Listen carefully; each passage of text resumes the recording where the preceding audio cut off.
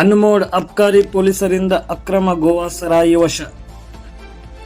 ಜೊಯ್ಡಾ ತಾಲೂಕಿನ ಅನ್ಮೋಡ್ ಅಬ್ಕಾರಿ check post ಬಳಿ ಅಬ್ಕಾರಿ ಪೊಲೀಸರು ಅಕ್ರಮವಾಗಿ ಗೋವಾ ಸರಾಯಿ ಸಾಗಿಸುತ್ತಿದ್ದ ಮಿನಿ ಅಶೋಕ್ ಲೇಲ್ಯಾಂಡ್ ವಾಹನ ಮತ್ತು ವ್ಯಕ್ತಿಯನ್ನು ಸೆರೆ ಹಿಡಿದ ಘಟನೆ ಇಂದು ಮಧ್ಯಾಹ್ನ ನಡೆದಿದೆ.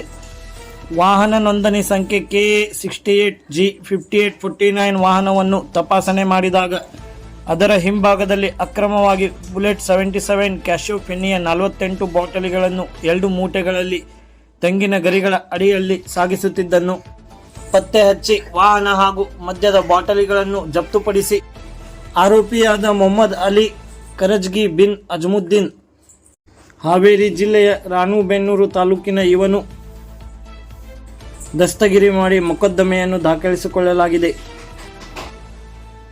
ಜಪ್ತುಪಡಿಸಿದ ವಾಹನದ ಅಂದಾಜು ಬೆಲೆ 8 ಲಕ್ಷ ರೂಪಾಯಿಗಳಾಗಿದ್ದು ಮದ್ಯದ ಅಂದಾಜು ಬೆಲೆ ರೂಪಾಯಿ 12,000ಗಳಾಗಿರುತ್ತವೆ.